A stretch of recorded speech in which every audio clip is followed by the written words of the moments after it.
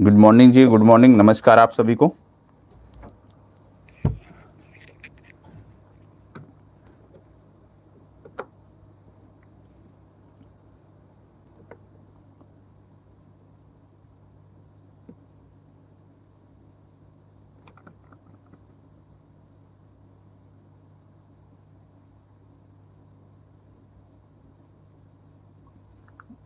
Good morning जी, good morning. चले धीरे धीरे सभी जुड़ जाएं।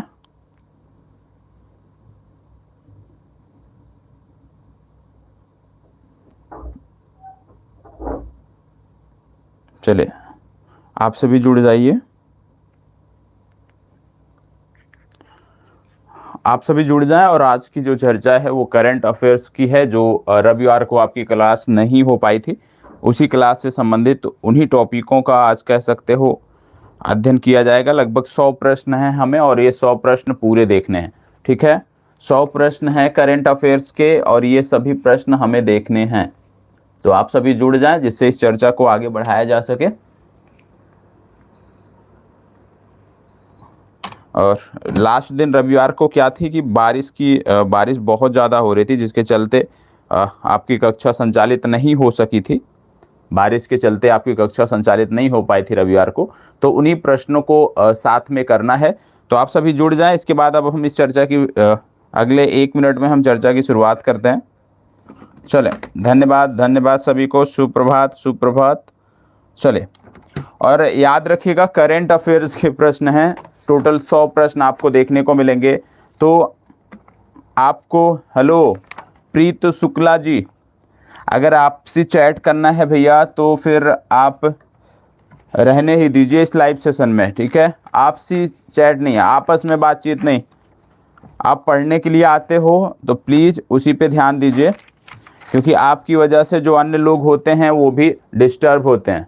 ठीक है, चले, परीक्षा कब तक होगा भैया, अभी तो कुछ भी नहीं कहा जा सकता। फिलहाल आपको यही मान के चलना है कि जो आयोग ने बताया है उसी समय पर होगा। चलिए, पहला प्रश्न अब आ जाइए। अभी जो भी आपके प्रश्न होंगे, जो भी आपके डाउट होंगे, इस क्लास के लास्ट में हम देख लेंगे। चले, देखो, जब आपस में आप सब बात करते हो ना, तो बहुत सारे अन्य लोग होते हैं, कमेंट सब करते रहते हैं प्रश्नों के जवाब को लेके, तो थोड़ा सा चीज़ें ठीक नहीं हैं। चले, इसको बताएं क्या बोला जा रहा है। अंतरराष्ट्रीय खगोलीय संघ में शामिल होने वाले पहले भारतीय कौन बने हैं? फास्ट जवाब दीजिएगा। अंतरराष्ट्रीय खगोलीय, इतना याद रखिएगा कि इस पीडीएफ के जो उत्तर सही हैं उसको नोट भी करते हुए चलिएगा। रही बात पीडीएफ की, फिर से कह दे रहा हूं, पीडीएफ की रही बात, तो आज़ाद बीपीएससी का जो मोबाइल ऐप है, डिस्क्रिप्शन में आपको मिला होगा लिंक। ठीक है, इसके साथ साथ जो आपके जो टेलीग्राम ग्रुप है आज़ाद बीपीएससी का, उसी पर ये आपको मिलेगा। इसको बताएं, अंतरराष्ट्रीय खगोलीय संघ में शामिल होने वाले पहले भारतीय कौन बने हैं? फास्ट जवाब दीजिएगा। चले, और कोई? देखो, जवाब सबका आना चाहिए। 100 प्रश्न हैं, अगले 1 घंटे में हमें 100 प्रश्न समाप्त करने हैं। और लगभग प्रत्येक प्रश्न के बारे में यदि हम देखें तो कुछ अतिरिक्त जानकारी भी आपको बताई जाएगी, जो आपको नोट डाउन करना है। चले, सी विकल्प, बी विकल्प, इसका सही उत्तर है बी विकल्प, दार्जे आंगचुक इसका सही उत्तर है। याद रखिएगा, अंतरराष्ट्रीय खगोलीय संघ में शामिल होने वाले पहले भारतीय हैं दोरजे आंगचुक। ठीक है, कौन है? दोरजे आंगचुक पहले भारतीय हैं, इनका नाम आपको पता होना चाहिए। चलिए, प्रश्न संख्या 2, याद रखिएगा कि आज कितने सही हो रहे हैं आपके। ठीक है, प्रश्न संख्या 2, हाल ही में किस राज्य सरकार द्वारा आत्मनिर्भर कृषक विकास योजना प्रारंभ की गई है? आत्मनिर्भर, बताएं, कृषक विकास योजना कहां पे प्रारंभ की गई है, किस राज्य में? फास्ट जवाब देना है, सभी को देना है। सुप्रभात जी, सुप्रभात। चलिए, आप सब जुड़ जाएं और थोड़ा सा शेयर भी कर दिया करें लिंक को। अभी जवाब दीजिए। महाराष्ट्र पहला विकल्प है, दूसरा उत्तर प्रदेश, तीसरा मध्य प्रदेश, चौथा पंजाब। इनमें से कौन सा राज्य है जिसने आत्मनिर्भर कृषक विकास योजना प्रारंभ की है? बताएं, फास्ट जवाब दीजिएगा। चलिए, डी विकल्प आप सभी बता रहे हैं, बी विकल्प बता रहे हैं। देखो, इसका सही उत्तर है उत्तर प्रदेश। उत्तर प्रदेश इसका सही उत्तर है। आपको पता होगा उत्तर प्रदेश की राजधानी है लखनऊ, सबको पता होगा, ठीक है। लखनऊ जो है गोमती नदी के तट पर स्थित है, ये चीज सबको नहीं पता है। और यह भी सबको नहीं पता होगा कि गोमती नदी निकलती कहाँ से है, तो इसको भी याद रख दीजिएगा, फुलहर झील पड़ती है, ठीक है। और फुलहर झील कहाँ पे पड़ती है? ये पड़ती है पीलीभीत जिला में। और पीलीभीत जो जिला है, यहाँ पे एक टाइगर रिजर्व भी है जिसको बोलते हैं पीलीभीत टाइगर रिजर्व। तो इसको भी आपको याद रखना है कि उत्तर प्रदेश की राजधानी है लखनऊ, और लखनऊ गोमती नदी के तट पर स्थित है, और जो गोमती नदी है वो फुलहर झील से निकलती है। आज का पहला होमवर्क नोट कर लीजिएगा आप सब। पहला होमवर्क है कि गोमती नदी जो है ये जाकर किस नदी में मिलती है, या किस नदी की सहायक नदी है, साथ ही किस स्थान पर मिलती है, दोनों आपको बताना है। गोमती नदी किस नदी की सहायक नदी है और किस स्थान पर जाकर उसमें मिल जाती है, ये दोनों चीजें आपको बतानी है, ठीक है। चलिए आगे बढ़ते हैं। प्रश्न संख्या 3, प्रश्न संख्या 3 बताएं, देश का पहला वातानुकूलित रेलवे टर्मिनल बेंगलुरु में बनाया गया है, इसका नाम किसके नाम पर रखा गया है? बताएं, इसका नाम किसके नाम पर रखा गया है? फास्ट जवाब दीजिएगा, फास्ट जवाब आप सभी को देना। देश का पहला वातानुकूलित रेलवे टर्मिनल बेंगलुरु में बनाया गया है, इसका नाम किसके नाम पर रखा गया है? चले, फास्ट जवाब देना है आप सभी को। चले, देखो क्या बोला गया, देश का पहला वातानुकूलित, आप में से जवाब भी आ रहा है सी विकल्प। आपको बता दें इसका सही उत्तर है एम विश्वेश्वरैया। आप जानते होंगे कि ये कौन थे? एम विश्वेश्वरैया कौन थे? आप जानते होंगे भारत में इनका जो जन्मदिन है वो हम अभियंता दिवस के रूप में मनाते हैं, याद रखिएगा। इन्हीं के जन्म दिवस को हम अभियंता दिवस या इंजीनियर्स डे के रूप में मनाते हैं, याद रखिएगा, इंजीनियर्स डे के रूप में मनाते हैं। तो यह भी आपको याद रखना है कि इनके जन्म दिवस को हम इंजीनियर्स डे या अभियंता दिवस के रूप में मनाते हैं। कब मनाते हैं, यदि कोई बता पाए डेट कब मनाते हैं तो बड़ी खुशी की बात होगी कि भारत में अभियंता दिवस या इंजीनियर्स डे कब मनाया जाता है। किसी को जानकारी है तो बताइएगा, इंजीनियर्स डे भारत में कब मनाया जाता है? चलें, फास्ट जवाब दीजिएगा यदि आप में से किसी को भी जानकारी है कि इंजीनियर्स डे। चलिए, बहुत अच्छा, ईशु प्रसाद जी का जवाब आया है। चलिए आगे बढ़ते हैं और देखते हैं प्रश्न संख्या 4। सॉरी, इसको बताएं, हाल ही में किस भारतीय मूल के व्यक्ति को कनाडा देश का सर्वोच्च नागरिक सम्मान ऑर्डर ऑफ कनाडा से सम्मानित किया गया? बताएं, ऑर्डर ऑफ कनाडा से सम्मानित किया गया है। फास्ट जवाब दीजिएगा, इनमें से किस व्यक्ति को कनाडा का सर्वोच्च नागरिक सम्मान ऑर्डर ऑफ कनाडा से सम्मानित किया गया है? जब बात कनाडा की आती है तो याद रखिएगा कई सारी झीलों की चर्चा होती है, ठीक है, जिनमें आप कह सकते हो झीलों के 2 क्रम आपको पता होना चाहिए, ठीक है। 2 क्रम कौन से? पहला आपको पता होना चाहिए मिशिगन, हारोन, इरी, ओंटारियो, ठीक है। फिर इसके बाद पता होना चाहिए ग्रेट बियर, ग्रेट सिलेव, एथाबास्का, रेंडियर और विनिपेग। ये झीलों का क्रम पता होना चाहिए। और इन झीलों के महान झीलों में एक झील ऐसी है जो सिर्फ और सिर्फ यूएसए की सीमा के अंतर्गत स्थित है। यदि आप में से कोई बता पाए कि वो झील महान झीलों के नामों में से वो नाम कौन सा है जो सिर्फ यूएसए में है, क्योंकि बाकी सभी झीलें जो है वो यूएसए और कनाडा दोनों में शामिल हैं, तो ये आपको बताना है। दूसरा, क्योंकि जब आप बात करते हो ग्रेट बियर, ग्रेट सिलेव, एथाबास्का, रेंडियर और विनिपेग, तो आपको पता होगा इनका क्रम कई बार पूछा जाता है, तो इन झीलों का क्रम भी आपको पता होना चाहिए। तो याद रखना है उत्तर अमेरिका की जब आप बात करते हो, क्योंकि कनाडा उत्तर अमेरिका में है, उत्तर अमेरिका की जब आप बात करते हो तो ये दोनों क्रम 2 झीलों के, एक तो महान झीलें हो गई, ठीक है, जो यूएसए और कनाडा के बॉर्डर पर आपको देखने को मिलती हैं, और एक झीलों का क्रम है जो सिर्फ आपको कनाडा में देखने को मिलता है। तो आपकी जिम्मेदारी है कि जाकर इन दोनों झीलों को आपको देख लेना है। जब आप इन दोनों झीलों की बात करोगे ना, तो आपको कुछ जलप्रपात भी प्रमुख रूप से देखने को मिलेंगे। ठीक है, आपको सेंट लॉरेंस नदी के बारे में पढ़ना होगा, सेंट लॉरेंस नदी। ठीक है, जब सेंट लॉरेंस नदी के बारे में आप पढ़ोगे, ये कहाँ पे आपको देखने को मिलेगा? आप सबके पास। मैं क्यों नहीं बता रहा हूं? क्योंकि यदि मैं बता दूंगा तो आप जो है चीजों को आज याद रखोगे, 2 दिन याद रखोगे, भूल जाओगे। लेकिन यदि स्वयं से जाके पढ़ोगे ना, स्वयं से प्रयास करोगे, तो वो चीजें आप कभी भूलते नहीं हो। याद रखिएगा, आपको जो भूगोल की कोई भी पुस्तक होगी या एनसीईआरटी होगी, उसमें उत्तर अमेरिका खोलकर प्लीज पढ़ लीजिएगा। उसमें नदी आपको देखने को मिलेगी, सेंट लॉरेंस। फिर इस नदी के किनारे बहुत सारे शहर स्थित हैं। ठीक है, इस नदी के किनारे बहुत सारे प्रमुख शहर स्थित हैं, उनके बारे में भी आप देख लीजिएगा। ठीक है, इतना आपका होमवर्क है, जिम्मेदारी के साथ इतना कर लीजिएगा।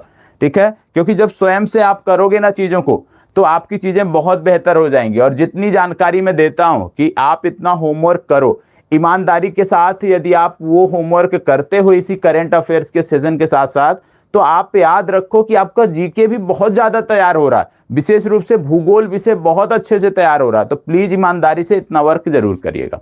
इसको बताओ, हाल ही में किस राज्य सरकार, इसका सही सबसे उत्तर पहले बता देता हूं, इसका सही उत्तर है डी विकल्प, उपयुक्त सभी। ठीक है, इसको बताइए, हाल ही में किस राज्य सरकार के द्वारा दुग्ध मूल्य प्रोत्साहन योजना की शुरुआत की गई है? दुग्ध मूल्य प्रोत्साहन योजना बताएं। दुग्ध मूल्य प्रोत्साहन योजना,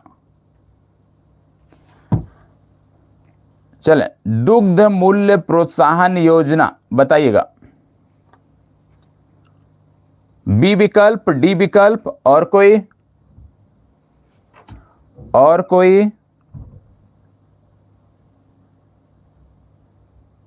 चलें और प्रयास करें, सभी को जवाब देना है,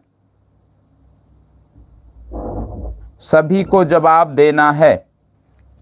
देखो, बात हो रही है यहां पे दुग्ध की। सबसे पहले आपको बता दें, सही जवाब तो अभी आप बताओगे। पहला लिखा है उड़ीसा, दूसरा उत्तराखंड, तीसरा बिहार, चौथा उत्तर प्रदेश। बात हो रही है दुग्ध की, तो आप जानते हो भारत में दुग्ध क्रांति आई थी, जिसको बोलते थे श्वेत क्रांति। ठीक है, कब आई थी? 1970 के दशक में आई थी। और इसका आप कह सकते हो कि इसका श्रेय किसको जाता है? तो इसका श्रेय जाता है डॉक्टर वर्गीस कुरियन को। तो इनको भी याद रखना है, डॉक्टर वर्गीस कुरियन, इनको जनक माना जाता है किसको? श्वेत क्रांति का। तो ये भी आपको याद रखना है। श्वेत क्रांति किससे संबंधित हो गया? डॉक्टर वर्गीस कुरियन से। ठीक है, तो ये आपको पता होना चाहिए। चलिए, अब इसका सही जवाब क्या है ये मैं आपको बता दूं। तो इसका सही जवाब है उत्तराखंड। उत्तराखंड राज्य सरकार ने ये शुरुआत की है। तो बी विकल्प इसका सही उत्तर है। और आप में से जिन छात्रों ने बी विकल्प का चुनाव किया है, बहुत अच्छा है। ठीक है, बी विकल्प सही उत्तर है। तो डॉक्टर वर्गीस कुरियन के बारे में भी आपको पता होना चाहिए। ठीक है, और राष्ट्रीय दुग्ध दिवस कब मनाया जाता है? यदि आप बता पाए तो बहुत अच्छी बात है, इसको बताएं। हाल ही में कौन सा राज्य अपनी 100% आबादी की कोरोना वैक्सीन की दूसरी डोज सफलतापूर्वक देने वाला भारत का पहला राज्य बन गया? ये राज्य कौन सा है जिसने सफलतापूर्वक दूसरी डोज दे दी है? तो दूसरी डोज सफलतापूर्वक देने वाला ये राज्य कौन सा है? फास्ट जवाब दीजिएगा। 4 राज्य यहां पे आपको लिखे हुए हैं, बताएं।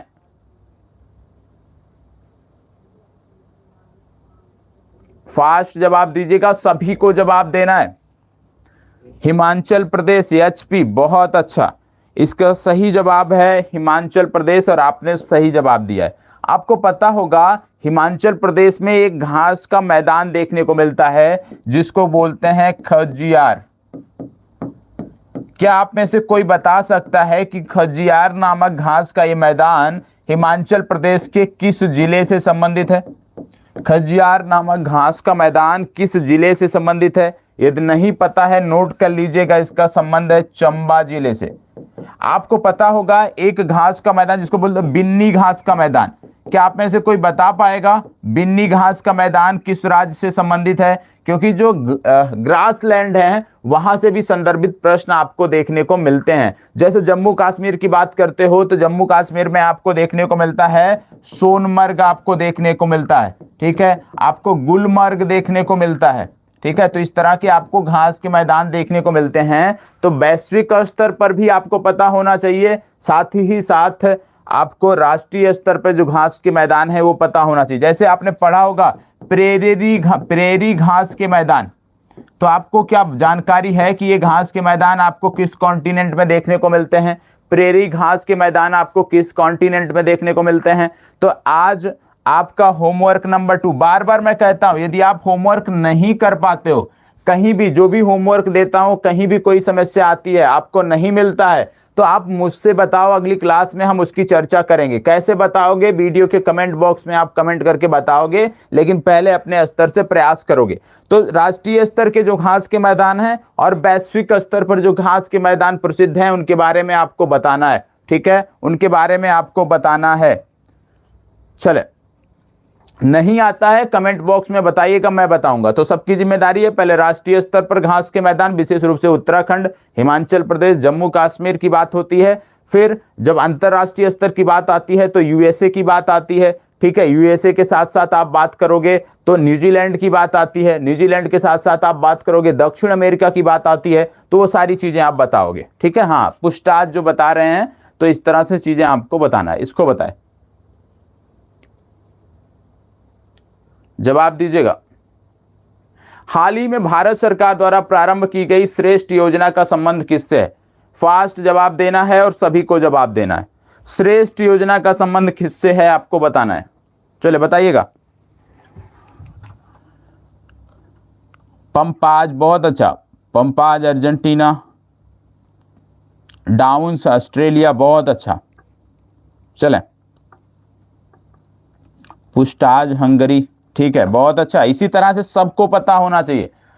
देखो बहुत सारे बच्चे, आप में से ही बहुत सारे भाई बहन हैं हमारे जो कमेंट कर रहे हैं, जो सही जवाब दे रहे हैं, तो इसी तरह से आपको भी थोड़ा सा काम करना है, क्योंकि ये सभी जीके के संदर्भ में महत्वपूर्ण हैं। चलिए बताइएगा, हाल ही में भारत सरकार द्वारा प्रारंभ की गई श्रेष्ठ योजना का संबंध किससे है? देखो, श्रेष्ठ योजना का जो संबंध है ना, वो अनुसूचित जाति के मेधावी छात्रों को गुणवत्तापूर्ण आवासीय शिक्षा प्रदान करना उद्देश्य है। तो योजना याद रखना है, उद्देश्य क्या है यह याद रखना है, ठीक है। चलिए बढ़ते हैं आगे, प्रश्न संख्या 10, इसको बताइएगा। सॉरी, प्रश्न संख्या 8। 11 दिसंबर को किस शहर में भारत का पहला ड्रोन मेला आयोजित किया गया था? 11 दिसंबर को भारत का पहला ड्रोन मेला कहां आयोजित किया गया था? फास्ट जवाब, भारत का पहला ड्रोन मेला कहां आयोजित किया गया था? पहला जवाब आया है अमित कुमार जी का, ग्वालियर। चलें, बहुत शानदार, प्रियंका कुमारी जी ग्वालियर, ईशु प्रसाद, सुदेश कुमार, अपराजिता द्विवेदी, बहुत अच्छा बहुत अच्छा, राकेश कुमार जी।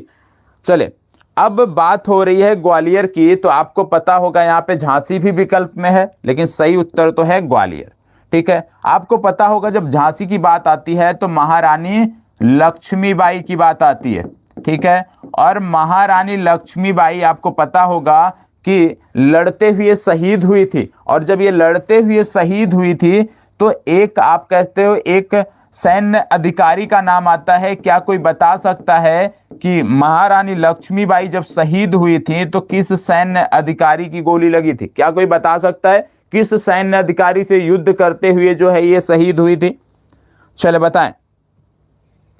जनरल हुरूज, बहुत अच्छा बहुत अच्छा, बहुत शानदार जवाब। जिनको ना पता हो, पता होना चाहिए। जनरल हुरूज की बात आती है, और इनका जन्म कहाँ हुआ था रानी लक्ष्मीबाई का? तो याद रखना है, इनका जन्म हुआ था वाराणसी में। वाराणसी कहाँ है? उत्तर प्रदेश में। कहाँ पर? गंगा नदी के किनारे। तो ये आपको पता होना चाहिए। तो इसी तरह से देखो, जब आप पढ़ते हो ना तो थोड़ा थोड़ा आपको चीजों को लिंक करना चाहिए। अब यहां से यदि आपने इतना ही पढ़ लिया, ठीक है, इतना ही पढ़ लिया, तो आप एक सामान्य स्टूडेंट की तरह हो, सामान्य छात्र की तरह हो। आपकी क्या जिम्मेदारी होनी चाहिए कि यहाँ पे मैंने बताया लक्ष्मीबाई की बात, लक्ष्मीबाई के शहीद होने की बात, तो आपको पता होगा ये समय था 1857 की क्रांति का।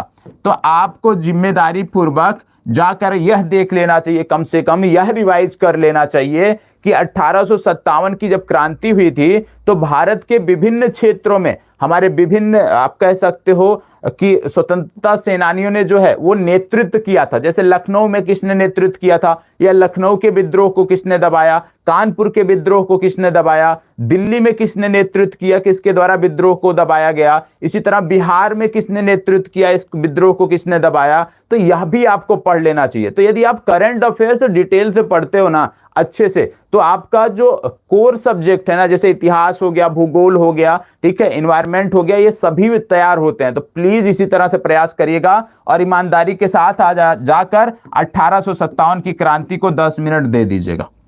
ठीक है, चलिए 1857 की क्रांति को 10 मिनट दे दीजिएगा। जिनको याद है बहुत अच्छी बात है, आप कमेंट बॉक्स में बताइएगा जिनको याद है। और जब आप कमेंट करते हैं तो टाइप नहीं करना है, थोड़ा सा समय बचाइएगा। गूगल का आप जानते हैं प्रत्येक मोबाइल में होता है वॉइस नोट का, तो उससे बोलकर आप करिएगा, टाइप हो जाएगा। ठीक है, तो थोड़ा सा समय भी आपका बचेगा। चलिए आगे बढ़ते हैं, इसको बताएं। हाल ही में दुनिया की पहली 100% पेपरलेस होने वाली सरकार कौन सी है? दुनिया की 100% पेपरलेस होने वाली सरकार कौन सी बनी है, आपको बताना है।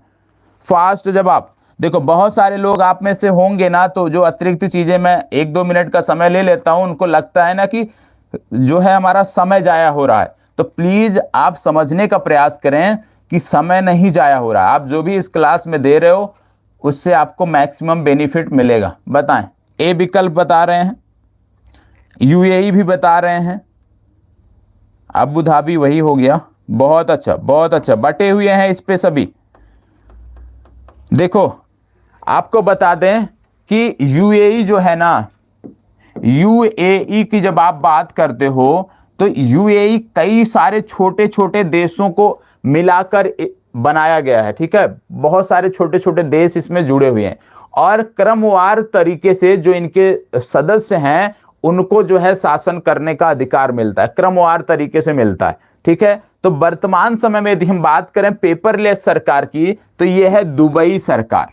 ए विकल्प इसका सही उत्तर है, ना कि अबू धाबी सरकार। इसका सही उत्तर है दुबई सरकार, ए विकल्प। और जैसे ही बात दुबई की आती है ना, आपको क्या याद आना चाहिए? आपको याद आना चाहिए इंटरनेशनल क्रिकेट काउंसिल। क्यों याद आना चाहिए? क्योंकि इंटरनेशनल क्रिकेट काउंसिल का जो हेड ऑफिस है वो दुबई में देखने को मिलता है और वर्ष 1909 में इसकी स्थापना हुई थी। इसको भी आपको याद रखना है। अब इसी तरह से आप जानते हैं आने वाले समय में एशियाई कप होना है, एशियाई क्रिकेट कप होना है, तो आपको यह भी पता होना चाहिए कि एशियाई कप किस देश में खेला जाएगा। ठीक है, तो यह भी जानकारी आपको होनी चाहिए। चलिए इसको बताइएगा। फास्ट जवाब। हाल ही में किस देश ने सार्को नामक एक सुसाइड मशीन को इच्छा मृत्यु के लिए प्रयोग किए जाने की मंजूरी दी है? ठीक है, सार्को ये क्या है? एक मशीन है जो व्यक्ति या कोई भी इच्छा मृत्यु मांगेगा तो उसके लिए है। तो ये किस देश ने इसको मान्यता दी है, आपको बताना है। Singapore, Switzerland, Denmark, Sweden. Fast जवाब। डी विकल्प भी आ रहा है। देखो इसका सही उत्तर है स्विट्जरलैंड। कौन सा सही उत्तर है? बी विकल्प इसका सही उत्तर है, स्विट्जरलैंड। ठीक है, चलिए आगे बढ़ते हैं। भारतीय नौसेना ने किस पहले विध्वंसक पोत को सेवा मुक्त कर दिया है? बताएं। आपको बता दें ये जो पोत है ये 1980 से सेवा में है। 1980 से ये लगातार सेवा दे रहा है और भारतीय इंडियन नेवी की यदि हम बात करें तो इंडियन नेवी का ये पहला विध्वंसक पोत था जिसको हमने यूएसएसआर से लिया था। ठीक है, तत्कालीन यूएसएसआर से लिया था। तो आपको बताना है कि वह पहला विध्वंसक पोत कौन सा है। नौसेना का, उसके बारे में आपको बताना है। और आपको बता दें, इसको जो डीकमीशन किया गया है वो किया गया है विशाखापट्टनम में। कहाँ किया गया है? विशाखापट्टनम में किया गया है, ये भी आपको पता होना चाहिए। आप में से जो हमारे पुराने छात्र होंगे उनको पता होगा कि भारत में एक ही शिपयार्ड है जहां पर जहाजों को नष्ट किया जाता है। जिन जहाजों को डीकमीशन किया जाता है उनको नष्ट करने का भारत में एक ही शिपयार्ड है और इसका नाम है अलंग शिपयार्ड। याद रखिएगा, अलंग शिपयार्ड। अलंग शिपयार्ड का काम क्या होता है? जो जहाजें हमारी डीकमीशन की जाती हैं उनको ये नष्ट करता है, उनको डिस्ट्रॉय करता है, उसका नाम है अलंग शिपयार्ड। और अलंग शिपयार्ड कहां देखने को मिलता है? ये आपको गुजरात में देखने को मिलता है, यह भी आपको याद रखना है। ठीक है, अलंग शिपयार्ड गुजरात में आपको देखने को मिलता है। यहां पर यदि हम बात करते हैं तो इसका सही उत्तर है आईएनएस राजपूत। ठीक है, ए विकल्प इस प्रश्न का सही उत्तर है। देखो, कुछ लोग आईएनएस कलवरी बता रहे हैं। अरे भैया, आईएनएस कलवरी तो अभी का है। आईएनएस कलवरी को कैसे आप कह रहे हो? आईएनएस कलवरी खंदेरी को आप बता रहे हो, बताओ। और पहली बात, यहाँ पे डिस्ट्रॉयर की बात हो रही है। आईएनएस जो आप कलवरी बता रहे हो वो डिस्ट्रॉयर नहीं है। सबसे पहली बात तो ये आपको पता होना चाहिए। निम्नलिखित नियुक्तियों में से कौन से सुमेलित नहीं है? बताएं, इनमें से कौन सुमेलित नहीं है, आपको बताना है। चलिए बताइएगा, इनमें से कौन सुमेलित नहीं है? अमित गुप्ता जी बता रहे हैं गीता गोपीनाथ। चलिए, गीता गोपीनाथ की यदि हम बात करें तो ये उप प्रबंध निर्देशक हैं। क्या हैं ये उप प्रबंध निर्देशक हैं। कहां पर? आईएमएफ में ये उप प्रबंध निर्देशक हैं। और हाल ही में मैंने आपको बताया था कि आईएमएफ की एक वाल है जिसको बोलते हैं अर्धशास्त्रियों की वाल या अर्धशास्त्रियों की दीवाल। तो उस अर्धशास्त्रियों की दीवाल में अभी हाल ही में गीता गोपीनाथ के भी पिक्चर को लगाया गया था। और ये बहुत बड़ी उपलब्धि है क्योंकि उनमें सामान्य तौर पर किसी का भी जो पिक्चर है नहीं लगाया जाता। तो यदि आपसे पूछ लिया जाए निम्नलिखित में से किस भारत से संबंधित किस महिला का अभी हाल ही में जिक्र जो है हॉल ऑफ इकोनॉमिक्स या आईएमएफ के जो दीवाल है अर्थशास्त्रियों की उसमें लगाया गया है, तो उसमें भी आपको याद रखना है गीता गोपीनाथ का नाम। अब आईएमएफ की बात हो रही है तो आईएमएफ की प्रमुख कौन है? आईएमएफ की प्रमुख कौन है? क्या कोई बता पाएगा? फास्ट जवाब दीजिएगा। आईएमएफ की प्रमुख कौन है? आईएमएफ की प्रमुख कौन है? फास्ट जवाब दीजिएगा, ज्यादा समय नहीं है आपके पास। आईएमएफ की प्रमुख कौन है? कोई बता रहा है कैथरीज, कोई बता रहा है रसेल। बहुत अच्छा, बहुत शानदार। आईएमएफ की प्रमुख कौन है? चलो बताएं, किसी को नहीं पता? आप में से इतने लोग देख रहे हो और आप में से किसी को नहीं पता कि आईएमएफ की चीफ कौन है? चलें, गोरजीवा। बहुत अलग अलग जवाब आ रहे हैं आप सभी के। देखो, ये गलत है, ये गलत है। आईएमएफ के अध्यक्ष कौन है? नहीं पता? क्रिस्टलीना जॉर्जीवा इनका नाम है, याद रख लीजिएगा, याद रख लीजिएगा। क्रिस्टलीना जॉर्जीवा, क्रिस्टलीना जॉर्जीवा, ये इनका नाम है। ये आईएमएफ की प्रमुख है, इनका नाम आपको याद रखना है। ठीक है, चलिए आगे बढ़ते हैं। दिसंबर 2021 में मिथिला मखाना को जीआई टैग दिया गया। यह किस राज्य से संबंधित है?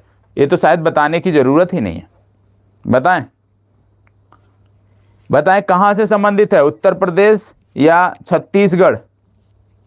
फास्ट जवाब दीजिएगा।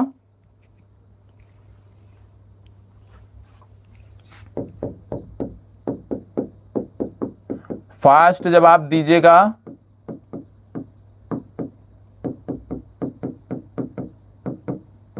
चलिए, अब यहां पे मैंने एक नाम लिखा है, ये नाम है नरसिंहपेट्टई नागस्वरम।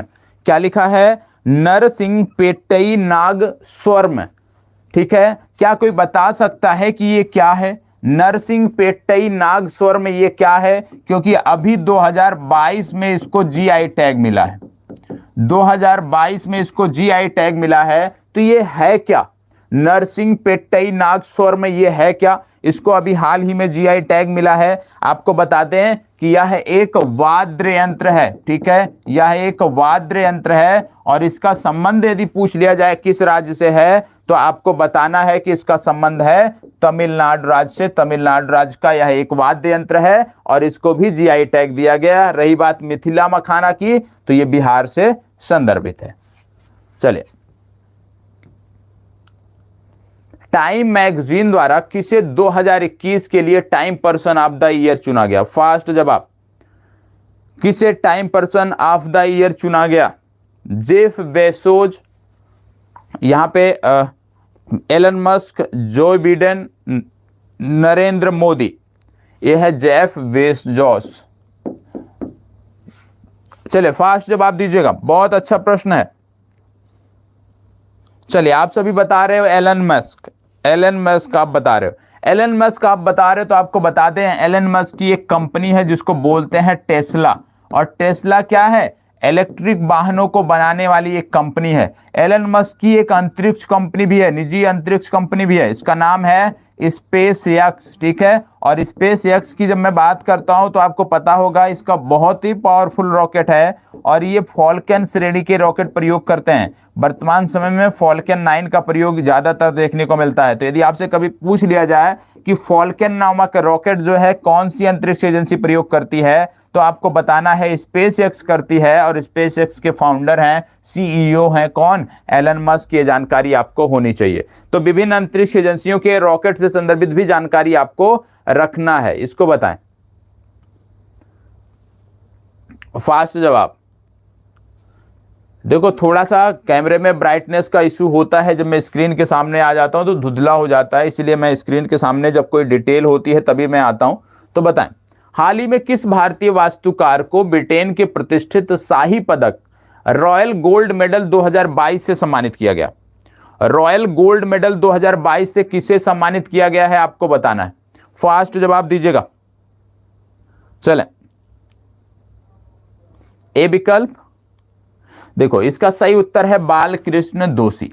अब आप जानते हो बात हो रही ब्रिटेन की तो एक शब्द प्रयोग में लाया जाता है ग्रेट ब्रिटेन, ठीक है। और कई बार पूछा जाता है कि ग्रेट ब्रिटेन में कौन कौन से देश शामिल हैं, तो आपको बता दें ग्रेट ब्रिटेन की जब बात करते हो तो इस द्वीप पर 3 देश आपको देखने को मिलते हैं।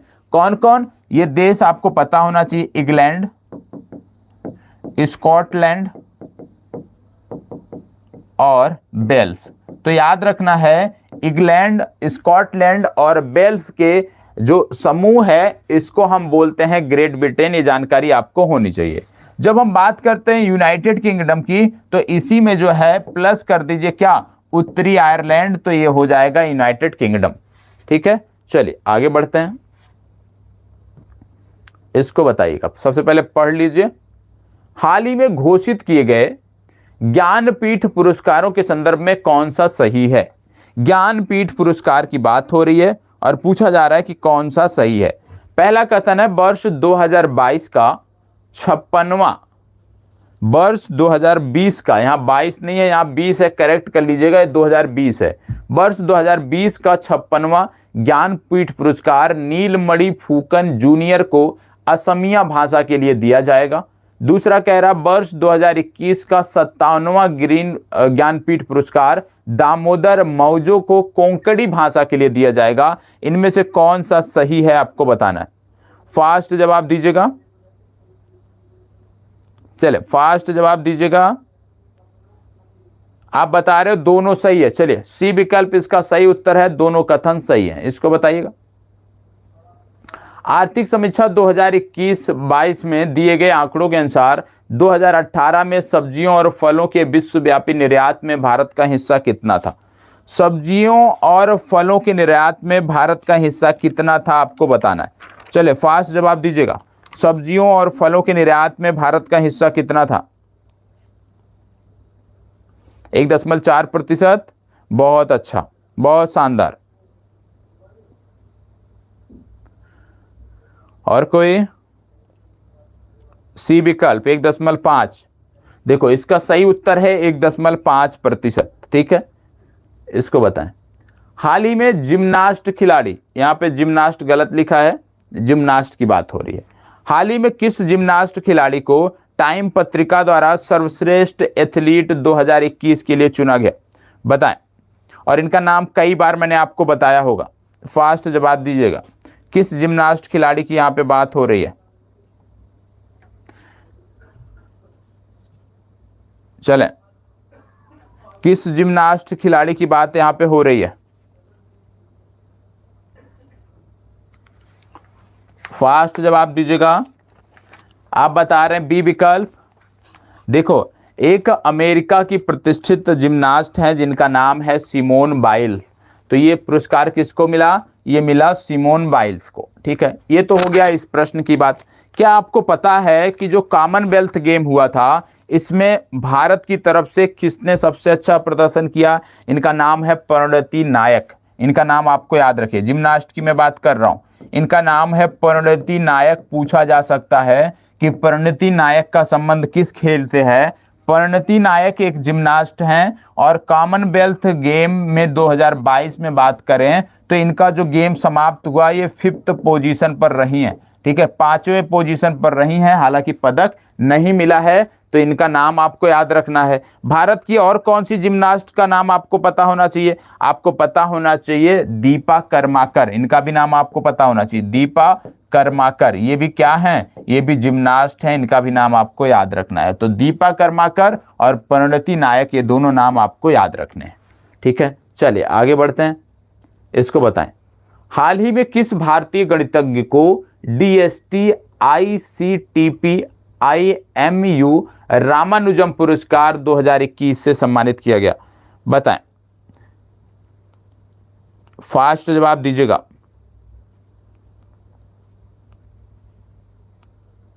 चलें, नीना गुप्ता, आप सभी टिक कर रहे हैं। चलें, इसका सही जवाब है नीना गुप्ता। बहुत अच्छा, इसको बताएं। दुबई में आयोजित फिडे विश्व शतरंज चैंपियनशिप 2021 का खिताब जीतकर 5वीं बार मैग्नस कार्लसन ने यह खिताब अपने नाम किया है, उनका संबंध किस देश से है? मैग्नस कार्लसन की बात हो रही है, जो वर्ल्ड चैंपियन हैं शतरंज में, लगातार 5 बार के विश्व चैंपियन हैं। इनका संबंध किस देश से है? कई बार मैंने चर्चाओं में इनका जिक्र किया है और आप में से जवाब भी आ रहा है सही। बहुत अच्छा, चलें फास्ट जवाब दीजिएगा। इनका संबंध किससे है? नॉर्वे से है। ठीक है, चलिए आगे बढ़ते हैं, इसको बताइए। हाल ही में किस राज्य में स्थित अस्कोट वन्यजीव अभ्यारण्य को इको सेंसिटिव जोन घोषित किया गया? चलिए बताएं, किसको इको सेंसिटिव जोन घोषित किया गया? फास्ट जवाब बोल दीजिएगा। हाल ही में किस राज्य में स्थित अस्कोट वन्यजीव अभ्यारण्य को इको सेंसिटिव जोन घोषित किया गया? चलें, नॉर्वे की राजधानी ओस्लो। बहुत अच्छा, बहुत अच्छा। चलें, देखो इसका सही उत्तर है उत्तराखंड। उत्तराखंड की बात करते हैं तो यहाँ पे कई सारे और वन्यजीव विहार हैं, जिसमें गोविंद वन्यजीव विहार, केदार वन्यजीव विहार, बिनसर वन्यजीव विहार आपको देखने को मिलता है। आप सुनते होंगे फूलों की घाटी। फूलों की घाटी भी आपको यहीं पर देखने को मिलता है। किस जिले में देखने को मिलता है? तो आपको बता दें, चमोली में देखने को मिलता है। आपको शांत घाटी भी देखने को मिलता है भारत में। शांत घाटी कहां से संदर्भित है? शांत घाटी संबंधित है केरल से। तो याद रखिएगा, फूलों की घाटी का संदर्भ चमोली से और शांत घाटी का संबंध है केरल से। गोविंद, केदार और बिनसर, ये 3 अन्य आप कह सकते हो वन्यजीव विहार देखने को उत्तराखंड में मिलते हैं। इसको बताएं। 7वां भारत अंतर्राष्ट्रीय विज्ञान महोत्सव का आयोजन कहां किया गया? फास्ट जवाब दीजिएगा। चले फास्ट जवाब। 7वां भारतीय अंतर्राष्ट्रीय विज्ञान महोत्सव का आयोजन कहां किया गया? देखो, ये किया गया पणजी में, गोवा की राजधानी में। चले आगे बढ़ते हैं, इसको बताएं। भारत ने किस देश के साथ 6 लाख से अधिक AK-203 असाल्ट राइफलों की खरीद के लिए एक अनुबंध और 2021 से 2031 तक सैन्य तकनीकी सहयोग पर हस्ताक्षर किया है? अभी हाल ही में एक मूवी आई थी, और उस मूवी का दो मूवियाँ आई थी, साउथ की संबंधित थी, एक थी RRR और एक और मूवी थी, मुझे नाम नहीं याद आ रहा है, उसी के साथ आया था। और उसमें बहुत अच्छे तरीके से जो है AK-47 के बारे में बात हुई थी, बहुत अच्छे तरीके से इसका फुल फॉर्म बताया गया था। और निश्चित रूप से आप सभी जानते होंगे उसका फुल फॉर्म,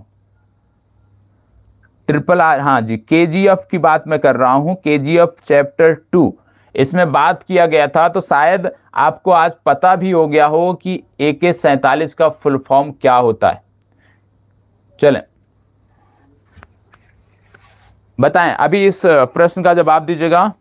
देखो अमित गुप्ता जी को मूवी का नाम याद है, बहुत अच्छा, अच्छी मूवी थी। फिलहाल यहाँ पे यदि मैं बात करूं तो इसका सही उत्तर है रूस। ठीक है, इसका सही उत्तर है रूस। आप जानते हैं कि रूस ने जो है एक फैक्ट्री भी भारत में लगाई थी, और ये जो फैक्ट्री है ये उत्तर प्रदेश में आपको देखने को मिलती है। तो आप क्या बता सकते हैं, भारत सरकार और रसिया ने मिलकर असॉल्ट राइफलें बनाने के लिए कहां पर फैक्ट्री लगाई थी, कहां पर फैक्ट्री लगाई थी? और मैं आपको हिंट दे रहा हूं, उत्तर प्रदेश में लगाया गया था। उत्तर प्रदेश के किस जिले में लगाया गया था आपको बताना है। और यहाँ पे जब बात हो रही है हथियारों की, आयुध की बात हो रही है, तो आपको बता दें भारत में दो जगहों पर, दो राज्यों में बन रहा है डिफेंस कॉरिडोर। यदि आपसे पूछ लिया जाए तो आपको बताना है तमिलनाडु और उत्तर प्रदेश में बन रहा है डिफेंस कॉरिडोर, ये आपको पता होना चाहिए। रूस की जब हम बात करते हैं तो आपको पता होगा S-400 एयर डिफेंस सिस्टम हमने लिया है रूस से। ठीक है, इसके लिए समझौता हुआ है। कामो हेलीकॉप्टर भारतीय नौसेना के लिए, ये हमने रूस से समझौता किया है। ठीक है, इसके साथ साथ आप जानते हैं भारत में कई सारे नाभिकीय रिएक्टर हैं जो रूस के सहयोग से चल रहे हैं। ठीक है, तो ये आपको पता होना चाहिए। आपको यह भी पता होगा कि इससे पूर्व में जो हमारा युद्धपोत था, वो भी हमने, जो पहला हमारा युद्धपोत था विमान वाहक युद्धपोत, वो भी हमने रसिया से ही लिया था, USSR से ही लिया था। ठीक है, बताएं, अमेठी सही जवाब है अमित गुप्ता का, झांसी गलत है, अमेठी सही जवाब है। चलिए आगे बढ़ते हैं, इसको बताइएगा। सर्वश्रेष्ठ फुटबॉलर का जो ये बैलोन डी ओर पुरस्कार होता है, ये सर्वश्रेष्ठ फुटबॉलर को दिया जाने वाला पुरस्कार है। और उसी के संदर्भ में आपसे पूछा जा रहा है, क्या पहला पूछा जा रहा है, पुरुष वर्ग में अर्जेंटीना के खिलाड़ी लियोनल मेसी ने 7वीं बार यह पुरस्कार जीता। दूसरा बोला जा रहा है महिला वर्ग में बार्सिलोना की एलेक्सिया पुटेलास ने यह पुरस्कार जीता। तो आपको बताना है बैलोन डी ओर पुरस्कार के बारे में। चलिए फास्ट जवाब दीजिएगा। देखो यहां पे यदि मैं बात करूं तो दोनों कथन सही हैं, दोनों खिलाड़ियों का नाम याद रखना है, साथ ही साथ उनके देश का भी नाम याद रखना। जैसे लियोनल मेसी बहुत ही प्रसिद्ध कह सकते हो, बहुत ही मशहूर खिलाड़ी हैं। ठीक है, तो इनके बारे में आपको अवश्य पता होना चाहिए कि देश कौन सा है। तो यहां पे सी विकल्प सही है। चलें इसको बताएं,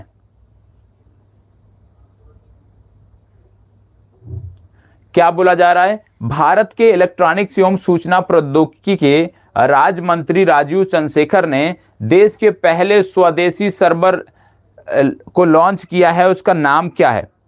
देश के जो पहले स्वदेशी सर्वर को लॉन्च किया गया है उसका नाम क्या है? फास्ट जवाब, फास्ट जवाब बहुत ही महत्वपूर्ण है।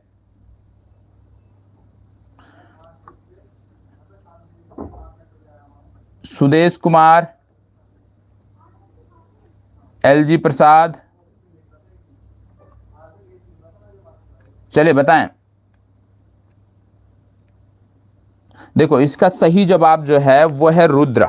ठीक है, इसका सही जवाब है रुद्र, तो डी विकल्प इसका सही उत्तर है। ठीक है, चलिए आगे बढ़ते हैं, इसको बताएं। देखो बहुत महत्वपूर्ण है। कोलकाता में रक्षा राज्य मंत्री की उपस्थिति में भारतीय नौसेना के लिए सर्वेक्षण पोत परियोजना के तहत 4 जहाजों में से पहला लॉन्च किया गया, जिसका नाम क्या है? 4 जहाजों में से पहला लॉन्च किया गया, इसका नाम क्या है? फास्ट जवाब दीजिएगा। सार्थक, बहुत अच्छा। और कोई? और कोई? फास्ट जवाब दीजिएगा।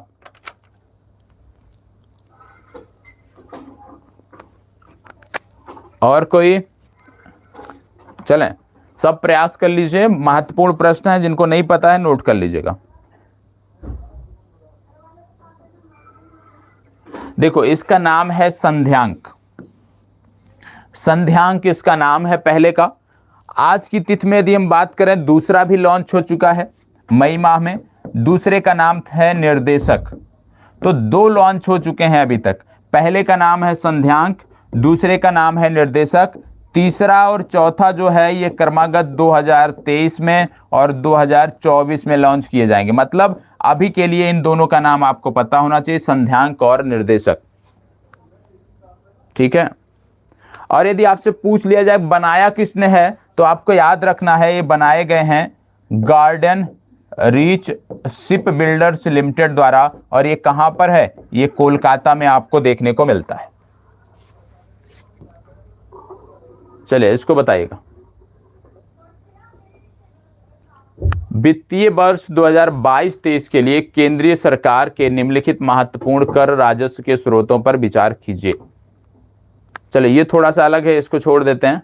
ठीक है, इकोनॉमिक्स संदर्भ में आ जाएगा, उतना महत्वपूर्ण आपके लिए नहीं है। ये बताएं, हाल ही में प्रधानमंत्री नरेंद्र मोदी को किस देश ने अपने सर्वोच्च नागरिक पुरस्कार नगदग पेलगी खोरलो से सम्मानित किया है? बताएं,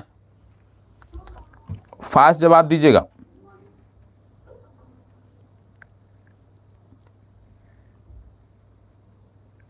चलिए बताइएगा। देखो ये किया है भूटान ने। और जब भूटान की बात आप करते हो, इनकी राजधानी है थिम्पू।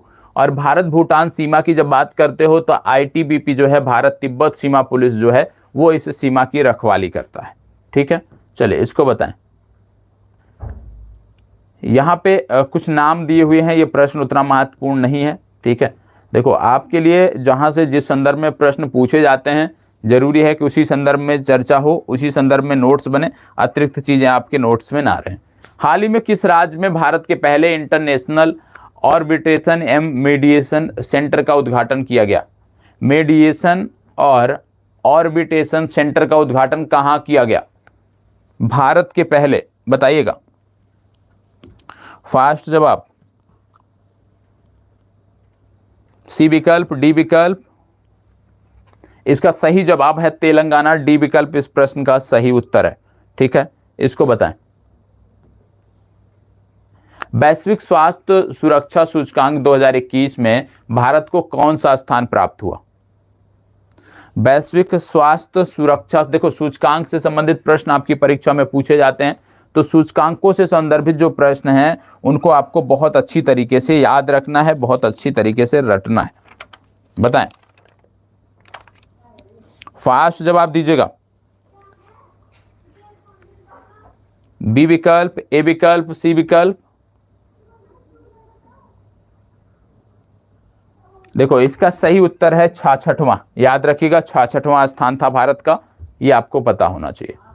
इसको बताएं, राष्ट्रमंडल भारोत्तोलन चैंपियनशिप 2021 का आयोजन कहां किया गया? राष्ट्रमंडल भारोत्तोलन चैंपियनशिप 2021 का आयोजन कहां किया गया? फास्ट जवाब दीजिएगा।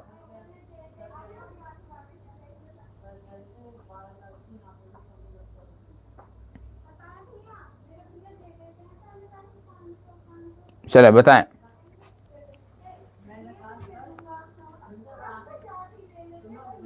देखो इसका सही उत्तर है ताशकंद। ठीक है, उज्बेकिस्तान। और आपको बता दें कि सबसे ज़्यादा जो पदक हमें कॉमनवेल्थ गेम में मिल रहे हैं, यदि हम उसकी बात करें तो वो भारोत्तोलन में मिल रहे हैं, ये भी आपको पता होना चाहिए। इसको बताओ। और आज 8 तारीख है, आज अंतिम दिन है कॉमनवेल्थ गेम का। आज के बाद जब भी करंट अफेयर्स की कक्षा होगी तो कॉमनवेल्थ गेम के जितने भी पदक विजेता हैं उन सब के बारे में बात की जाएगी। हाल ही में किस भारतीय जलवायु कार्यकर्ता को वर्ष 2021 के लिए संयुक्त राष्ट्र महिला पुरस्कार से सम्मानित किया गया? संयुक्त राष्ट्र महिला पुरस्कार किस जलवायु कार्यकर्ता को पुरस्कार दिया गया है, आपको बताना है। चलिए फास्ट जवाब दीजिएगा।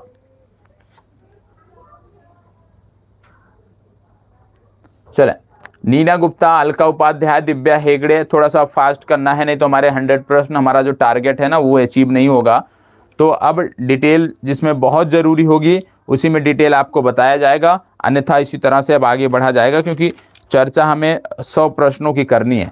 इसका सही उत्तर है दिव्या हेगड़े। सी विकल्प इसका सही उत्तर है। इसको बताएं। भारत वन स्थिति रिपोर्ट 2021 के अनुसार देश में मैंग्रोव वन कुल भौगोलिक क्षेत्र के कितने प्रतिशत पर हैं? बताएं। देश में मैंग्रोव वन कुल कितने क्षेत्र पर हैं, ये आपको बताना है। और आपको बता दें, जब बात आती है सबसे बड़ा मैंग्रोव, तो आपको पता होना चाहिए पश्चिम बंगाल।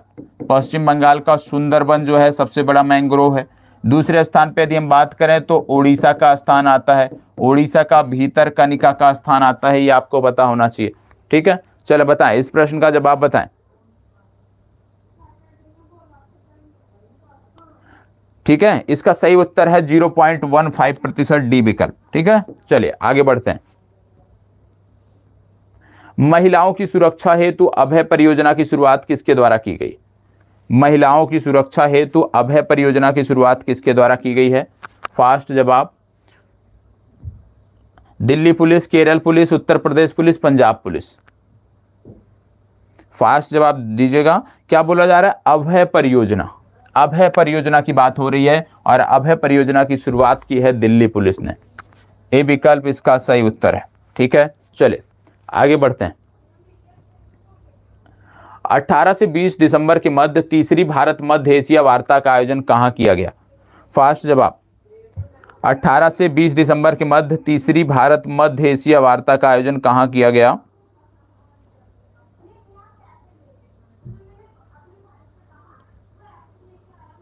चलें, जरूर ऑप्शन में टिक कर देंगे, जरूर। चले बताएं, 18 से 20 दिसंबर के मध्य तीसरी भारत मध्य एशिया वार्ता का आयोजन कहां किया गया? ये किया गया नई दिल्ली में। सी विकल्प आपका सही उत्तर है। ठीक है, चलिए आगे बढ़ते हैं। इसको बताएं, 14 दिसंबर को राष्ट्रीय ऊर्जा संरक्षण दिवस पर किस राज्य को राष्ट्रीय ऊर्जा संरक्षण पुरस्कार प्रदान किया गया? कौन सा राज्य है जिसको यह पुरस्कार प्रदान किया गया, आपको बताना है। चले, राजस्थान आप बता रहे हैं, अमित गुप्ता जी बता रहे हैं राजस्थान। और कोई?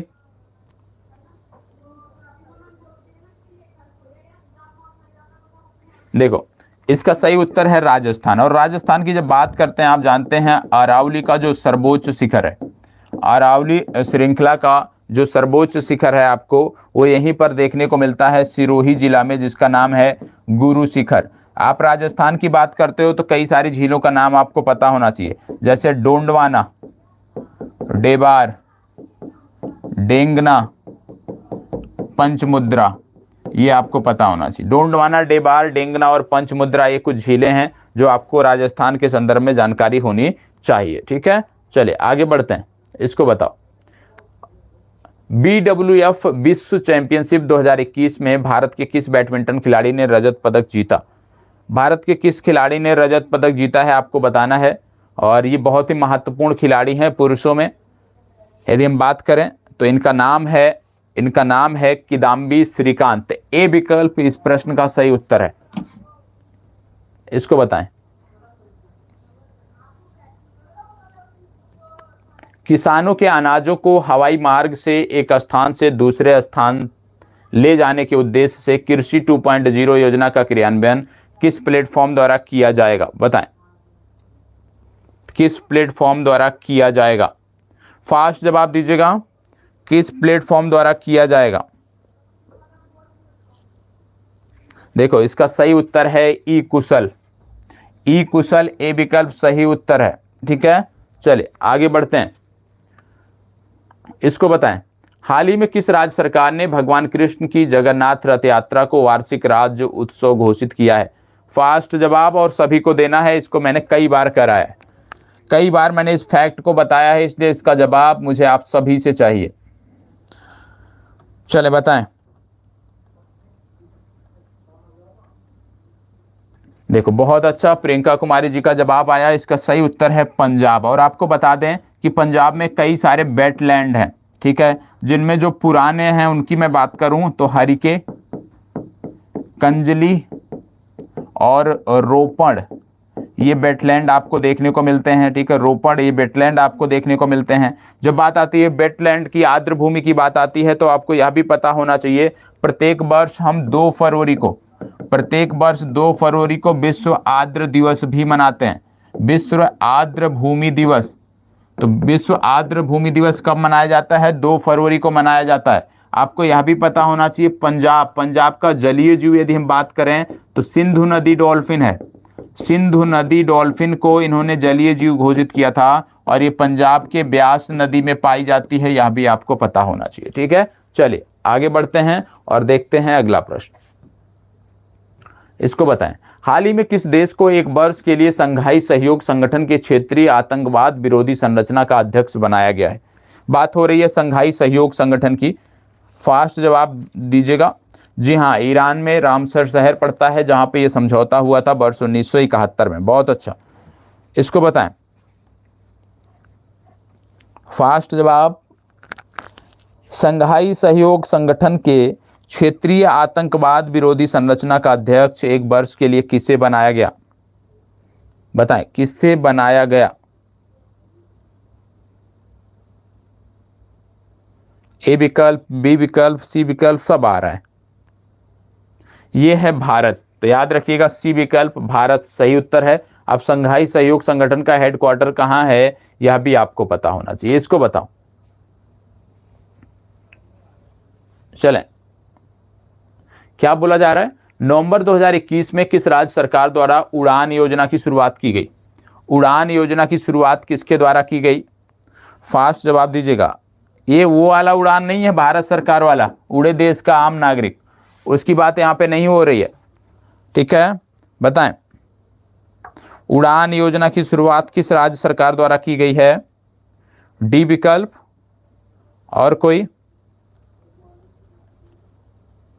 यह है आपका राजस्थान। इसका सही उत्तर है राजस्थान। और राजस्थान सरकार ने राजस्थान के जो भी महिलाएं हैं उनको फ्री सैनिटरी नैपकिन देने के लिए यह योजना शुरू की है, तो इसके बारे में पता होना चाहिए, उड़ान योजना। इसको बताएं, केंद्रीय बजट 2022-23 में कितनी राशि की परिव्यय से raising and accelerating MSME performance programme शुरू किए जाने का प्रस्ताव है? MSME के लिए विशेष प्रोग्राम है, उनको और बेहतर करने के लिए, उनकी दक्षता को और बढ़ाने के लिए। तो कितने करोड़ रुपए दिए गए थे MSME के लिए?